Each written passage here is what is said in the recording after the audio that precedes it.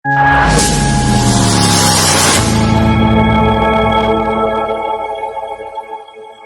कर रहा हूँ मैग्नेटिज्म। क्या स्टार्ट कर रहा हूँ? देखो, इसमें कुछ बातें हैं जो मैं पहले डिस्कस कर देना चाहता हूँ आपसे। देखो, इलेक्ट्रोस्टैटिक हो या तुम्हारा करंट इलेक्ट्रिसिटी हो, ठीक है। देखो, इलेक्ट्रोस्टैटिक में चार्ज जो था हमारा वो रेस्ट पे था। कैसा था? बहुत लोग कह रहे हैं इलेक्ट्रोस्टैटिक का वन शॉट डाल देंगे बस, है ना, उसके लिए समय लगेगा थोड़ा। मैंने कहा इधर आओ, सारा खेल किसका था? चार्ज का। अब चार्ज क्या होता है डिस्कशन में करूंगा नहीं यहाँ बैठ के। सारा खेल किसका था? चार्ज का। सो मैंने कहा था चार्ज की पोजीशंस को डिस्कस करेंगे। चार्ज की पोजीशन को हम डिस्कस करेंगे। जब चार्ज की पोजीशन को डिस्कस करेंगे तो पहला पॉइंट क्या आता है कि चार्ज कहां हो सकता है? रेस्ट। और दूसरा क्या होगा? चार्ज या तो रेस्ट पे होगा या तो। अब कोई कहेगा सर चार्ज तो रेस्ट पे हो ही नहीं सकता ना, ये तो पॉसिबल ही नहीं है। मैंने कैसे? सर इलेक्ट्रॉन जो है वो रैंडम मोशन करता रहता है, तो आप ये मानते हो कि इलेक्ट्रॉन चार्ज है? हाँ, तो आप ये भी तो मानते हो कि प्रोटॉन भी तो चार्ज ही है। अरे यार, सही बोल रहा हूँ गलत बोल रहा हूँ? ठीक है। तो चार्ज आपका रेस्ट पे है या चार्ज आपका मोशन पे है? अब आप किसी भी 9th क्लास के बच्चे से पूछेंगे कि टाइप्स ऑफ मोशन, तो आपको कहेगा जी एक यूनिफॉर्म होता है, दूसरा यूनिफॉर्म। हाँ, एक कहेगा सर एक तो होता है यूनिफॉर्म मोशन। कौन सा होता है? Uniform motion. और दूसरा होता है नॉन यूनिफॉर्म मोशन। क्या होता है बेटे? Non uniform motion. इसके अनेकों नाम हो सकते हैं, डिफरेंट तरीके से अपन इसको लिख सकते हैं। बोलो है ना? क्या यूनिफॉर्म मोशन का मतलब लिख सकता हूं विथ कांस्टेंट वेलोसिटी? क्या बोला? Constant velocity. और विथ कांस्टेंट स्पीड। कोई दिक्कत तो नहीं है ना? अरे बोल दो। सेकेंडरी चीज क्या है? नॉन यूनिफॉर्म मोशन का मतलब है कि यहां पे जो वेलोसिटी है क्या है? वो कांस्टेंट नहीं होगा। क्या नहीं होगा? So with variable velocity. तुम्हें मेरी बात समझ में आ रही है? हाँ। चलो, अब क्योंकि तुम्हारा ड्रॉपर बैच है, क्योंकि तुम्हारा मुझे हिसाब से तुमने 11th में पढ़ा होगा, 12th में पढ़ा होगा ना, उसके बाद आप ये पढ़ रहे हो। क्लियर है ना? सो मैंने कहा कि चार्ज या तो रेस्ट पे होगा या तो मोशन में होगा। मोशन में या तो यूनिफॉर्म मोशन होगा या तो नॉन यूनिफॉर्म। क्लियर है? जब भी चार्ज रेस्ट पे होगा क्या होगा? तो चार्ज का मतलब मैंने बताया था इलेक्ट्रॉन। क्या बताया था? इलेक्ट्रॉन, है ना? चार्ज दो टाइप का होता है। कौन कौन सा? नेगेटिव और नेगेटिव ही क्यों होता है, पॉजिटिव ही क्यों होता है, दो ही क्यों होता है, मैंने वो डिस्कस किया था। जब मैं इलेक्ट्रोस्टैटिक रिकॉर्ड करूंगा तब बताऊंगा उसको वापस, ठीक है? क्योंकि अभी इतना टाइम नहीं है मेरे पास। इधर चार्ज का मतलब अगर इलेक्ट्रॉन है तो रेस्ट का मतलब क्या? स्टैटिक हो सकता है भाई। रेस्ट का मतलब स्टैटिक ही तो है। स्टैटिक का मतलब यही तो होता है कि कुछ मूव नहीं करता। बोलो हाँ यार। सो अगर मैं इलेक्ट्रॉन और स्टैटिक मतलब इलेक्ट्रॉन को स्टैटिक करूं, क्या करूं? अगर मैं मान लूं कि जो चार्ज है वो स्टैटिक है, अगर मैं ऐसा मान लेता हूं कि जो चार्ज हमारा है वो स्टैटिक है, रेस्ट पे है। मैंने कहा एक प्लस क्यू वो भी रेस्ट पे है, और मैंने कहा एक माइनस क्यू वो भी। सो जब कोई चार्ज रेस्ट पे होता है तो उसके आसपास की जब हम स्टडी करते हैं, क्या करते हैं कि चार्ज रेस्ट पे है तो क्या कर रहा होगा? है ना?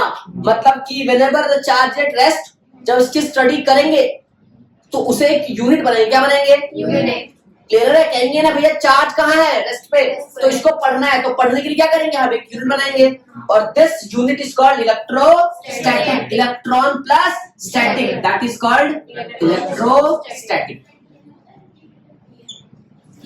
अब इलेक्ट्रोस्टैटिक अपने अंदर दो चैप्टर कंटेन करता है। कौन कौन सा? पहला हमको समझ में आया कि जब चार्ज रेस्ट पे है तो इसके आसपास क्या पैदा होता है? एक तो इलेक्ट्रिक फील्ड पैदा होता है। बोलो हाँ ना? इलेक्ट्रिक फील्ड लाइंस की वजह से पैदा होता है। कोई दिक्कत तो नहीं है ना? मतलब चार्ज के अराउंड एक इलेक्ट्रिक फील्ड लाइंस प्रोड्यूस होता है। जितना ज्यादा इलेक्ट्रिक फील्ड लाइंस होगा उतना ज्यादा इलेक्ट्रिक फील्ड होगा, जितना कम इलेक्ट्रिक फील्ड लाइंस होगा उतना कम इलेक्ट्रिक फील्ड होगा। मतलब electric field lines are representing the electric field. तो दिक्कत तो नहीं है? चल, तो मैंने कहा कि इलेक्ट्रोस्टैटिक में पहला पॉइंट तो अपने को मिला इलेक्ट्रिक फील्ड। अब ये इलेक्ट्रिक फील्ड क्या पैदा करता है? इलेक्ट्रिक फोर्स जो चार्ज क्या करता है, या तो रिस्पॉन्स करता है ना, किसी एक्सटर्नल सोर्स के पास रखो तो चार्ज क्या करेगा? रिस्पॉन्स करेगा, इधर अट्रैक्ट और रिपल्शन इस फॉर्म में तो करेगा ना। तो मतलब कि पहला चैप्टर का जो नाम था इस यूनिट का वो था इलेक्ट्रिक फील्ड एंड फोर्सेस। यार इलेक्ट्रिक फील्ड पैदा हुआ, उससे इलेक्ट्रिक फोर्स पैदा हुआ।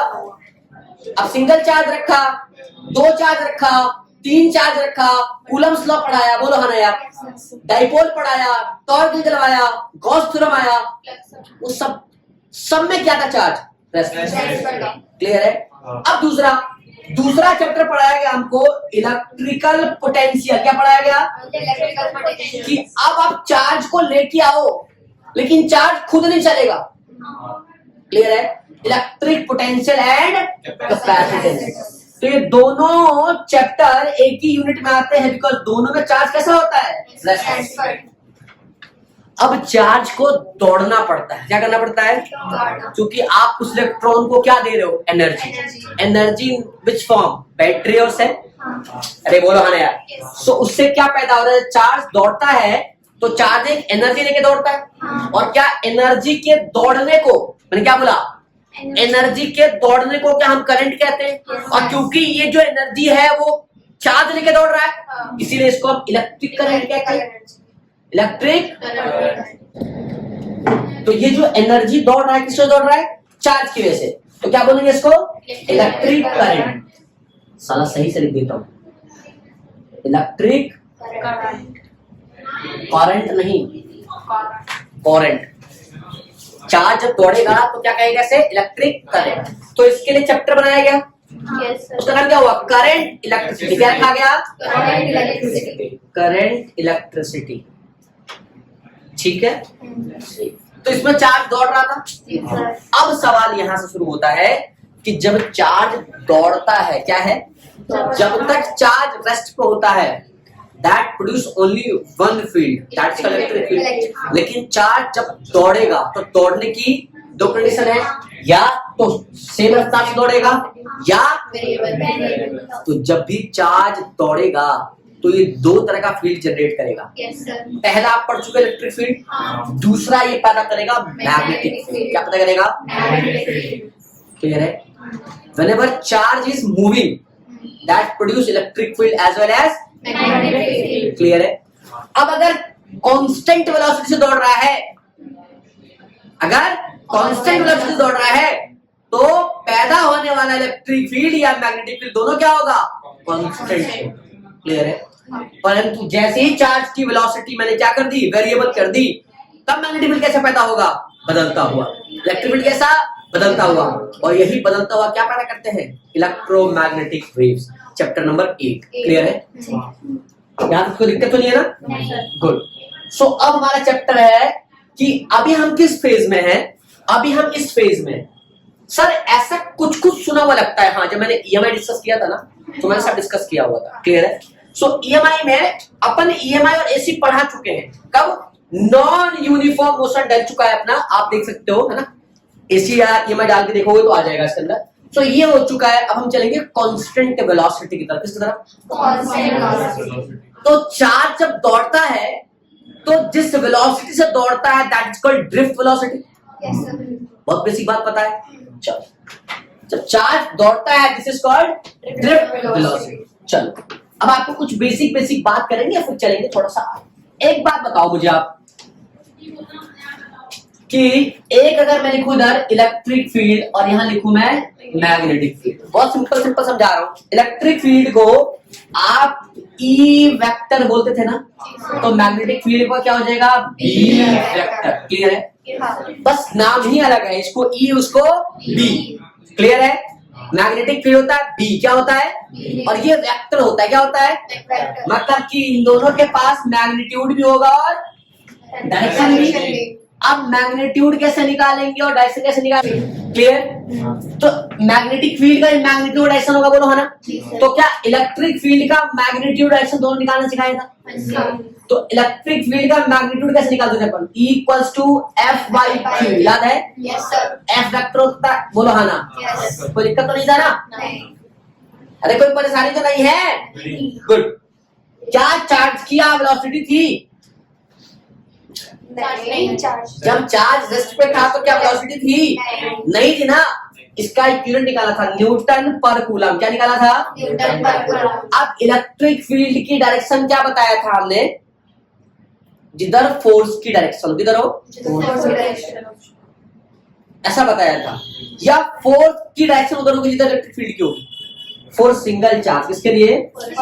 For single charge. देखो अगर चार्ज पॉजिटिव है तो इलेक्ट्रिक फील्ड लाइंस बाहर की तरफ, मतलब आउटवर्ड। पता तो है बेटा, हाँ ना बोल रहा है। सो आउटवर्ड, तो इसकी डायरेक्शन तो अपने को मिल जाती थी। अगर पॉजिटिव है तो आउटवर्ड, नेगेटिव है तो तुम्हें मेरी बात समझ? अब E equal to f by q से क्या निकालते थे हम? इसका मैग्नीट्यूड। क्या निकालते थे? क्लियर है? पूछा जाता था कि सिंगल चार्ज के फोर्स की डायरेक्शन किधर होगी, तो आप कहते थे उधर ही होगी जिधर मैग्नेटिक फील्ड होगा, मतलब इलेक्ट्रिक फील्ड होगा। बोलो हाँ ना यार, कोई दिक्कत तो नहीं ना इसमें? तो इलेक्ट्रिक फील्ड की डायरेक्ट, इलेक्ट्रिक फोर्स की डायरेक्शन उधर ही होगी जिधर इलेक्ट्रिक फील्ड की होगी। तो जिसमें ये सब पढ़ा है, क्या दो चार्ज होता था तो दो चार्ज में कूलम्स बब आ जाते थे। तो कूलम्स का एक तो स्केलर फॉर्म था, दूसरा वेक्टर फॉर्म था। याद आ रहा है? आ रहा है? हाँ, याद आना भी चाहिए। क्लियर है? अब आओ, मैं सेम लिख रहा हूं। देखो, क्या इलेक्ट्रिक फील्ड इलेक्ट्रिक फोर्स पैदा करता था? तो क्या मैग्नेटिक फील्ड मैग्नेटिक फोर्स पैदा करेगा? तो अगर मैं लिख दूं कि बी वेक्टर इक्वल्स टू, क्या ये मैग्नेटिक फोर्स पैदा करेगा? बिल्कुल करेगा। एफ वेक्टर, बोलो हाँ ना? क्या मैं क्यू में लिख दूं? क्यू जो चार्ज, लेकिन अभी चार्ज क्या कर रहा है? दौड़ रहा है, तो क्या वी लगा दी। अब वेलोसिटी क्या होता है? स्केलर वेक्टर, तो वेक्टर साइन आएगा। चार्ज कैसा होता है? स्केलर। नहीं आया। तो अब मुझे अगर मैग्नेट, ये तो हो गया मैग्नेटिक फील्ड का फॉर्मूला, बोलो हाँ ना? अब मुझे अगर मैग्नेटिक फोर्स का चाहिए, किसका चाहिए? तो क्या आप यहाँ क्रॉस मल्टीप्लाई करते थे? तो क्या आपका था f vector equals to e vector into q, बोलो हाँ ना? अब एक्चुअली में ये वेक्टर है और ये स्केलर, तो वेक्टर का मल्टीप्लाई स्केलर से करोगे तो रिजल्ट आपका वेक्टर ही आएगा। परंतु यहाँ ऐसा, आप इसको मल्टीप्लाई करो, नो डाउट करो, कोई इशू नहीं है, लेकिन अब इसको मल्टीप्लाई करने से पहले आपको सोचना पड़ेगा, क्योंकि रिजल्ट आपको क्या मिल रहा है? फोर्स।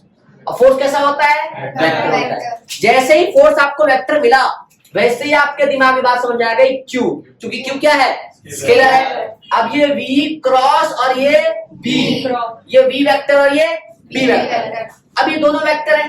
अब अगर इन दोनों को मल्टीप्लाई करना है तो दो वेक्टर को मल्टीप्लाई करने के लिए दो तरीके होते हैं, डॉट और क्रॉस। अगर मैंने डॉट रखा तो a डॉट b स्केलर आएगा और ये भी, तो स्केलर इंटू स्केलर क्या आ जाएगा? परंतु ये तो ऐसा, क्योंकि ये क्या है, तो यहाँ क्या आ जाएगा? क्रॉस होने से क्या फायदा होगा?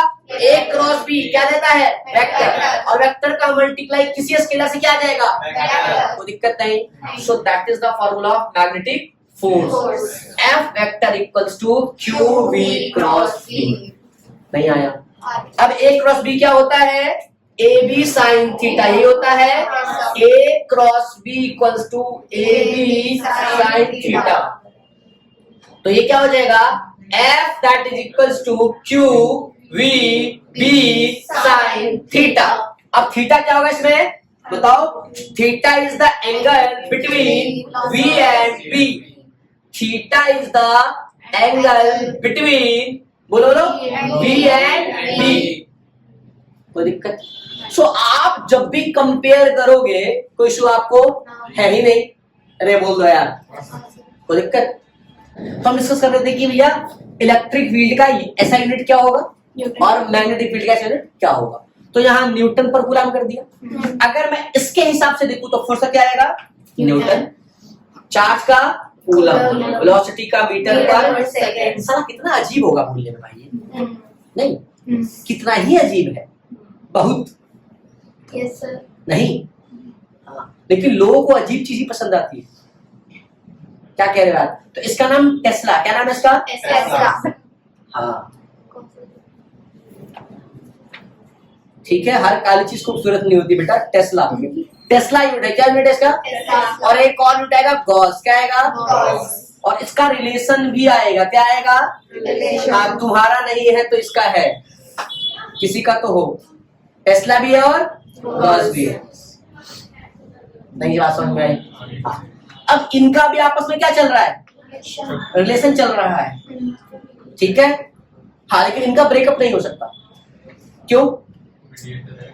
मीडिएटर है। नहीं, ऐसा नहीं है, मीडिएटर नहीं है। इन दोनों को एक्चुअली में ना एक दूसरे पे डिपेंड कर दिया गया। क्या कर दिया गया? जब क्वेश्चन में आपको टेस्ला दिया रहेगा तो आप इजीली सॉल्व कर लोगे, बट जब भी गॉस दिया रहेगा you have to change in tesla. नहीं आया? और 1 गॉस इक्वल टू 10⁻⁴ टेस्ला। लिख दूं मैं बात? चलो, 1 गॉस इक्वल टू 10⁻⁴ टेस्ला। समझ में आ रही बात? तस्ला नहीं, टेस्ला। क्लियर है? तो अब लॉजिकली सोचना है, कुछ और बात चलते हैं ना थोड़ा और। इसको इतना इंटरेस्टिंग बना दूंगा कि मुश्किल लगेगा ही नहीं। क्लियर है? अरे बोलो हाँ ना। सिमिलरली ये तो तब फोर्स आया है जब चार्ज क्या कर रहा हो। हमें चार्ज पता हो, क्या पता हो? चार्ज पता हो और चार्ज की वेलोसिटी पता हो। बोलो हाँ ना। सिमिलरली बोला कि एक वायर है, क्या है? इस वायर में आई करंट फ्लो कर रहा है। क्या कर रहा है? I current flow. अब अगर आई है तो क्यू भी होगा। अरे चार्ज ही तो ट्रेवल कर रहा होगा। कह रहे बताओ इस वायर के थ्रू कितना फोर्स पैदा होगा। सवाल ये है कि क्या इस वायर के आसपास कितना मैग्नेटिक फील्ड पता है हमको? नहीं। क्या यहाँ फोर्स निकालने के लिए मैग्नेटिक फील्ड पता है हमको? नहीं। बोलो आना है। सो हम फोर्स तभी निकाल पाएंगे जब क्या पता होगा हमको। तो उसके लिए एक अलग अभियान शुरू करेंगे, चलेंगे रामलीला मैदान। बोलो हाँ ना यार। फिलहाल अभी सिर्फ फोर्स निकालने में फोकस करते हैं, दोनों चीज समझ में आ जाएगा। बोलो ना।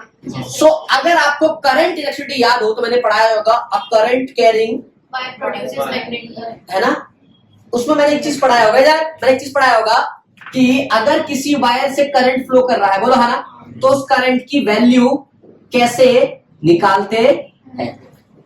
याद है? सो क्या I equals to N E A V D। इसमें N क्या होता था? Number of electron. Number of electron, electron density. क्या होता? याद आता है, तुम सब भूल जाते हो। बोलो है ना, इलेक्ट्रॉन डेंसिटी। अरे I इक्वल्स टू NeAVD होता था। बोलो है ना। क्या इस वायर का लेंथ अगर आप L मान लो, क्या मान लो? तो अगर इलेक्ट्रॉन जा किससे रहा है? VD से।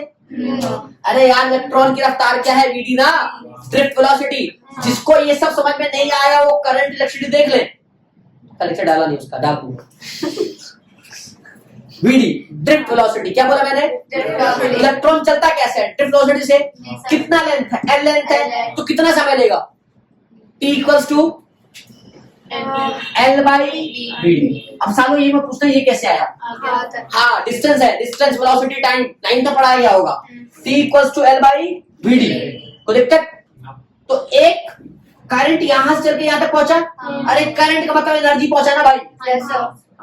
इसमें एक रिलैक्सेशन टाइम भी पढ़ाया गया होगा, टाउ। क्लियर है? अब आपसे फोर्स पूछा है। क्या पूछा है बेटे? फोर्स। सो अब फोर्स कैसे निकालेंगे हम? ऐसा क्या करेंगे इससे हमारा फोर्स हमको मिल जाए? क्लियर है? अब हम इसका यूज कर लेते हैं क्योंकि ये हमको मिल गया ना। बोलो है ना। तो ये अपने को पता है F equals to Q V cross B। सोचो अगर मैं Q निकाल लूं कैसे भी करके और वो Q यहाँ पुट कर दूं, नहीं तो Q को करना कैसे? Q को कैसे निकालना है? Q को मुझे I के फॉर्म में कन्वर्ट करना है। किस फॉर्म में कन्वर्ट करना है? I के फॉर्म में। ऐसा क्यों करना है? क्योंकि अपने को वायर में क्या दिया है? क्या फ्लो कर रहा है? करंट। नहीं आया? सो क्या I इक्वल्स टू होता है Q बाई T। नहीं आया? तो अगर अपने को Q तो निकालना है, तो Q क्या हो जाएगा? I into T। Q क्या हो जाएगा? I into T। अब I क्या है? NeAVD। इंटू में T क्या है बताओ? L by VD। VD से VD कैंसिल। नहीं आया? अब लॉजिकली समझा ना, सुनना। अब ये N क्या होता है? Electron density N by V। V क्या होता है? वॉल्यूम। वॉल्यूम क्या होता है? एरिया। वाह भाई वाह, क्या बात है। तो ऐसे तो एकदम सब कुछ काट लोगे। अगर मैंने इसको रख दिया n बाई वी तो एरिया इंटू एल, तो ए से ए गया एल से एल गया, तो क्यू इक्वल सीधा एन ही चाहिए, number of electron any an electron है, बोला है ना, तो फाइनल थोड़ी मिलेगा। भाई अपने को ऐसा क्यों निकालना है जिससे वैल्यू आ जाए, बोलो है ना। अब वैल्यू कितनी आनी चाहिए वो बता देता हूँ। एक्चुअली में आना चाहिए वो f equals to I l cross b. अब बच्चे कहेंगे लेंथ वेक्टर होता है, हाँ बेटा लेंथ वेक्टर माना जाता है, होता है कि नहीं मुझे भी नहीं पता, माना जाता है। भाई किसी चीज का पुख्ता सबूत थोड़ी ना यार, भाई यार मैं वही बताऊंगा जो सच है। नहीं अब लोग कहते हैं भगवान राम है नहीं है, तो हमें जो बताया गया वही कहते हैं ना है थे। कोई दूसरा सबूत मांग ले, कहाँ थे दिखा, मांग लेते ना लोग, मांग लेते ना भाई। मैं मानता हूं, मेरी आस्था है कि है थे, ठीक है। L l cross b, f equals to I l cross b, clear है। अब आई और एल बाकी सब सेम था, जी सर, बाकी सब। तुम इसमें एक चीज और लगा दो कि भैया मुझे पता है चार्ज अगर चल रहा होगा इसमें तो ड्रिफ्ट वेलोसिटी से चल रहा होगा। यस सर, अरे पढ़ने वाले को बात समझ में आ गई होगी। वी लिखो या वी लिखो एक ही बात है, नहीं आया, क्योंकि वायर के अंदर चार्ज की वेलोसिटी उतनी होगी जितनी वेलोसिटी होती है, बोला ना। अब कैसे निकालें, आओ सॉल्व कर लेते हैं। क्या I equals to q by t हो जाएगा? यस सर, तो Q equals to I into t हो जाएगा। चलो अच्छी बात है। एक और चीज होता है I equals to n e a vd, अब अगर मैं सिर्फ बोलूं कि VD की वैल्यू निकाल लो, किसे निकाल लो? वीडी, तो VD क्या आ जाएगा बताओ? आई I बाई एन ई ए, क्या ये भी हो सकता है? और इस VD में पुट कर सकता हूँ मैं, हाँ है ना, बड़े को फायदा नहीं ना। सारे रूल देख लो ताकि तुम्हें करने में आसानी हो जाए, क्लियर है। टी आप निकाल रखा है l by v d, t बहुत काम आएगा उस्ताद। जी सर, अब आई क्या होता है? Q by T. अब क्यू क्या होता है? आई, बोलो बोलो, अगर क्रॉस मल्टीप्लाई कर दो तो हो जाएगा आई इंटू टी, है ना। अब सर मैं कुछ ऐसा कर दूं ना जिससे ना ये वाला सर जो है ना क्यू, वो मेरे को पुट करने के लिए क्या होता है आसान हो जाए। सर क्योंकि कोई ऐसी वैल्यू बताओ सर जो मेरे लिए बहुत आसान हो जाए। तो यार साफ साफ दिख रहा है आपको क्यू कैसे निकालना है। देखो ये दोनों ध्यान से देखना, क्या यहाँ से VD बाहर आएगा, क्या यहाँ से L अंदर जाएगा? जी सर, हाँ या ना। चलो आपको सिखा देता हूँ। Q की वैल्यू सिंपल रखेंगे, क्या होता है? NE होता है, ये कैपिटल N देता हूँ, नंबर ऑफ इलेक्ट्रॉन्स ये होता है, बोलो आना। ये वाला N क्या होता है बताओ? N by volume into V होता है, यस सर, नहीं आया। और वॉल्यूम क्या होता है? सर ये वाला ये तो number of free electrons, number of free electron. अरे ये जो Q होता है नंबर ऑफ फ्री इलेक्ट्रॉन होता है इंटू E, हाँ है ना? NVE होगा ना, हाँ? NVE होगा, वेट अभी रटो मत, इधर ये नंबर ऑफ इलेक्ट्रॉन है, हाँ, तो इलेक्ट्रॉन डेंसिटी क्या होता है? N N into V, cross multiply कर दोगे, हाँ रटो मत बिल्कुल, तो आसान हो जाएगा। वॉल्यूम आएगा, बोलो हाँ ना। अब यहाँ लगा दो, Q क्या हो जाएगा? N मिलेगा NVE, कोई दिक्कत? V क्या है? वॉल्यूम, तो क्या A इंटू L आ जाएगा, Q क्या आ जाएगा? NaLe आ गया, सिंपल। देखो ये इतना स्टेप करना था, क्लियर। अब ये Q यहाँ डाल दो, F क्या आएगा बताओ? Q के बदले बताओ? NaLe, ये VD है, ये क्रॉस B है। मैंने बताया L क्या होता है? वेक्टर, हाँ है ना। तो अगर आपने वेक्टर लॉ पढ़ा हो तो A B क्रॉस C, क्या ऐसा हो सकता है? B A cross C। अगर ऐसा हो सकता है तो ये L अंदर चला जाएगा और VD, तो F आ जाएगा NEA VD आ जाएगा बाहर, अंदर जाएगा L क्रॉस B। अब बताओ NEA VD किसकी वैल्यू है? I की, तो यहाँ सी पर क्या आ गया? IL cross B। कोई दिक्कत? इसको खोलोगे तो F क्या आ जाएगा? ILB sign theta. अब यहाँ थीटा क्या आएगा? Theta is the angle between, क्या बोलेंगे, theta is the angle between, बोलो, लेंथ एंड मैग्नेटिक फील्ड। कोई दिक्कत, दिक्कत बोलो हाँ ना यार, परेशान तो नहीं है ना। अब आपने फोर्स के दो फॉर्मूले निकाल लिए, और मैं कह रहा हूं फोर्स निकाल के बताओ। आप कहोगे सर फोर्स तो निकाल नहीं पाएंगे हम, क्यों? क्योंकि सर आपने मैग्नेटिक फील्ड तो निकालना सिखाया ही, मैग्नेटिक फील्ड तो अपन निकाल सकते ही नहीं है। अरे मैग्नेटिक फील्ड नहीं निकाल सकते, कब तक? जब तक हमको रूल ना सिखा दे जाए, और जब तक मैग्नेटिक फील्ड नहीं सीखेंगे तब तक मैग्नेटिक फोर्स। और आपको याद होगा, तौबा तौबा तौबा, अगर फोर्स ना निकाल पाए तो टॉर्क भी याद आ गया। और अगर टॉर्क नहीं निकलेगा तो वर्कडन भी नहीं हो पाएगा। तो क्या MCG, मूविंग कॉइल गैल्वेनोमीटर, क्या वो भी नहीं हो पाएगा? तो इस चैप्टर को पढ़ने के लिए क्या पढ़ना पड़ेगा? एक बहुत लॉजिकल शुरुआत कहां से करी हमने? शुरुआत करी हमने यहां से। कहां से करी शुरुआत हमने? क्लियर करी हमने शुरुआत यहां से, इधर देखो यहां से। तो हमने फोर्स निकाला QV क्रॉस निकाला। अब इस बात को ध्यान रखते हुए हमने क्या प्रूफ कर लिया। अब इसी को याद रखना बस, ये तो काम आएगा लेंथ में। क्लियर है? मैं तुम्हें एक जादू और दिखाता हूं, बस देखते जाओ कि इस चैप्टर में है क्या। कुछ नहीं है सर, ये चैप्टर क्यों स्टार्ट कर लिया आपने, इसके पीछे भी एक साइंस है। इधर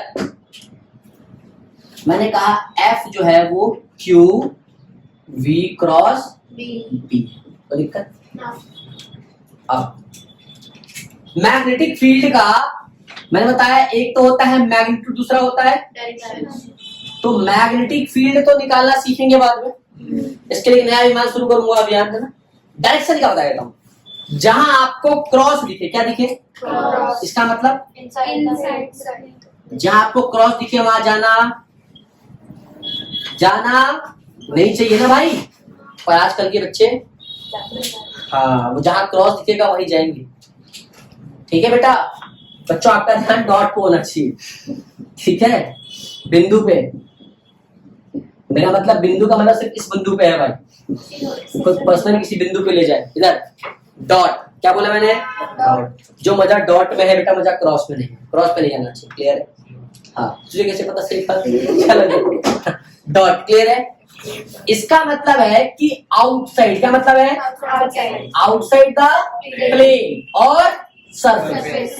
इसका मतलब है इनसाइड द प्लेन और वेरी गुड।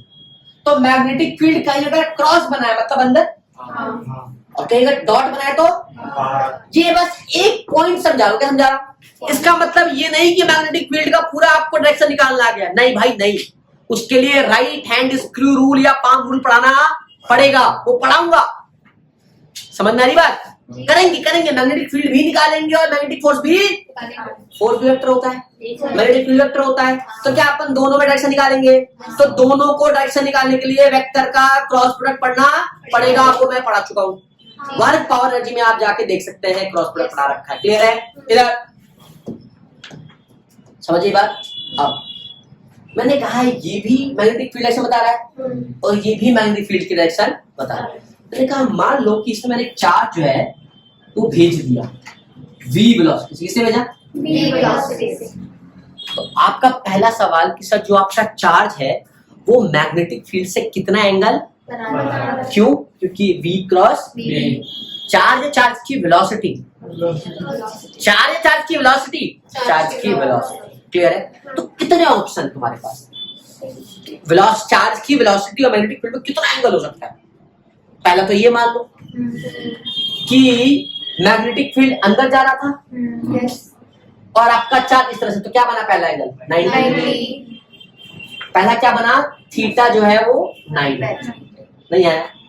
दूसरा, जिधर मैग्नेटिक फील्ड जा रहा था उधर ही चार्ज की वेलोसिटी जा रही है, तो दूसरा ऑप्शन 0। मतलब एक में perpendicular, when the velocity of charge is perpendicular to the magnetic field तो 90, when velocity of charge is parallel to the magnetic field या एंगल 0 और 90 के बीच में, मतलब एक्यूट एंगल। हाँ अरे बोला ना यार, यस सर क्या इसका ऑप्शन नहीं हो सकता है, पर उसको डिस्कस क्लियर है, यस कोई दिक्कत नहीं ना। नहीं अब बेसिक पे आ जाओ, याद करो मैंने कुछ पढ़ाया होगा कि किसी भी इलेक्ट्रिक फील्ड से, क्या बोला, अगर मैं कोई चार्ज दौड़ा दूं हाँ तो वो कैसा पाथ फॉलो करेगा, या तो स्ट्रेट लाइन कर जाएगा, यस सर दूसरा या तो पैराबोला, यस, या तो पैराबोला, कैसा पैराबोला मतलब प्रोजेक्टाइल, हाँ है ना। यस सर परंतु मैंने सेम कहा था कि अगर कोई चार्ज पार्टिकल किसी मैग्नेटिक फील्ड से क्रॉस करा दिया जाए तो स्ट्रेट लाइन, हेलिकल और सर्कुलर, क्या बोला मैंने, क्लियर है। तो बताओ स्ट्रेट लाइन कब होगा, जब 0 डिग्री हाँ, जब पैरेलल जाएगा।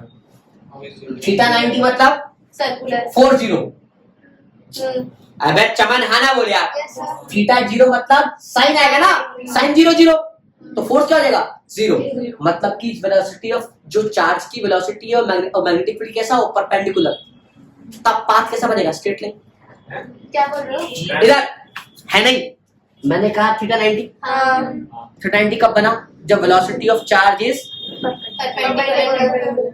जब मैंने कहा velocity of charge is perpendicular to the magnetic field, तो साइन 90, साइन 90 1 होगा, तो फोर्स रहेगा, थीटा क्या है 0 डिग्री, तो एफ क्या है क्यू वी क्रॉस वी, तो क्यू वी में साइन 0, साइन 0 की वैल्यू 0, तो पूरा क्या हो जाएगा 0, तो फोर्स क्या हो जाएगा 0। अब अगर फोर्स 0 है मतलब कोई चीज चार्ज पार्टिकल्स के अंदर जा रहा है और यहाँ का फोर्स 0, तो कैसा निकल जाएगा, स्ट्रेट, हाँ या ना, क्लियर बात समझ में आ रही है। तो 3 से पहला, कोई भी चार्ज पार्टिकल को अगर मैं किसी मैग्नेटिक फील्ड से क्रॉस करता हूँ तो या तो स्ट्रेट लाइन निकल जाएगा, या तो सर्कल, या तो हेलिकल, तो स्ट्रेट लाइन कब निकलेगा, जब 0 तो मतलब पैरेलल होगा, मतलब velocity of charge particle is parallel to the magnetic field, clear. Yes sir दूसरा, सर्कुलर कब बनेगा, 90 जब velocity of charge is perpendicular to the,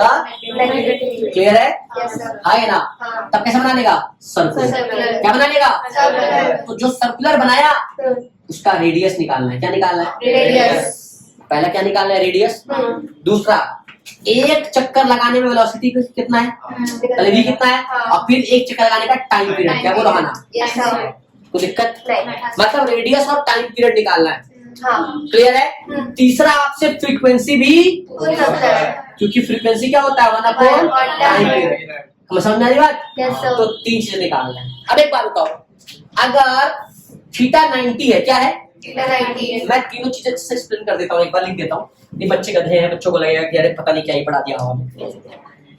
पहला कंडीशन कि when velocity is perpendicular to the magnetic field, so theta 90 degree. जी sir दूसरा, velocity is parallel to, magnetic field दूसरा वाला, और तीसरा, भैया मुझे नहीं पता वी एंड बी किधर किधर है, पर थीटा 0 से 90 के बीच में है, तो पहला वाला कंडीशन तो ऐसा बना लेंगे कि इस तरह से अगर मैग्नेटिक फील्ड है, क्या है, इस तरह से अगर मैग्नेटिक फील्ड है, इस तरह से अगर मैग्नेटिक फील्ड है, तो अगर चार्ज पार्टिकल कैसा है, परपेंडिकुलर है मैग्नेटिक फील्ड के, बोलो है ना, चार्ज की वेलोसिटी, तो कैसे बनाएगा, सर्कुलर, कैसे बनाएगा, सर्कुलर बनाएगा, तो इसका रेडियस क्या है, इसका रेडियस तो एक बात बताओ, अगर सर्कुलर चल रहा है हाँ तो 2 तरीके का फोर्स लग रहा है, पहला फोर्स तो इससे लग रहा है, और दूसरा किसी भी चीज को सर्कुलर चलने के लिए सेंट्रिपिटल फोर्स चाहिए, मतलब पहला force F equals to Q we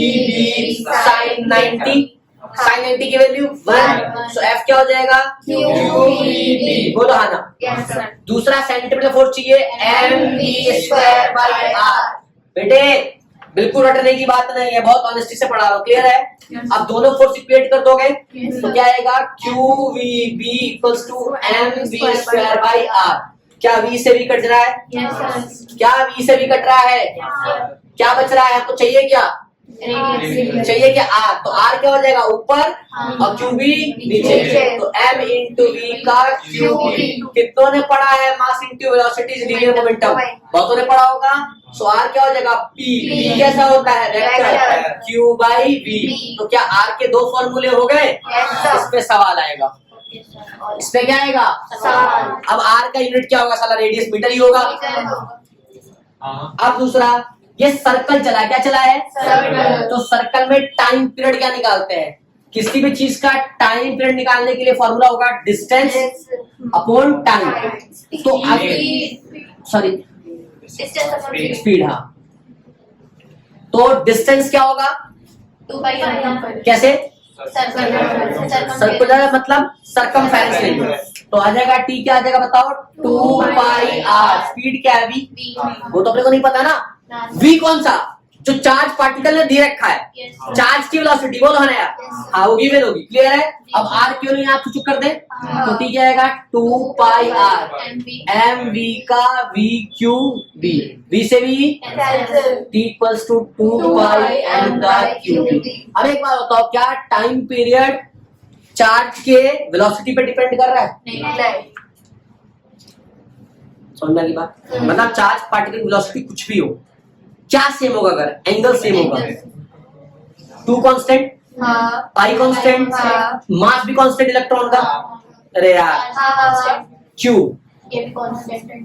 depend कर, मतलब दिया रहेगा सही। अब बी क्या है? मैग्नेटिक, क्लियर है। अब हमको पूछा फ्रीक्वेंसी, क्या पूछा है? फ्रीक्वेंसी क्या होता है? 1/, तो क्या क्यू भी ऊपर चला जाएगा और 2 पाई एम। अब सवाल पूछ लेगा कि किसी एक इलेक्ट्रॉन है, एक प्रोटॉन है, क्या है? एक इलेक्ट्रॉन एक प्रोटॉन है। कहेगा कि उसको दौड़ा दिया सेम कंडीशन में, बोलो है ना। हाँ। बताओ किसकी फ्रीक्वेंसी ज्यादा? जिसका मास इनवर्सली रिलेशन है, दिख रहा है। तो कहने का मतलब है कि ना फ्रीक्वेंसी को फर्क पड़ता है वेलोसिटी से, ना टाइम पीरियड। क्लियर है। इसी पे साइक्लोट्रॉन था, क्या था? बट उस दिवस में आज के लिए इतना ही है, क्लियर है। हमने क्या निकाल लिया? क्लियर है।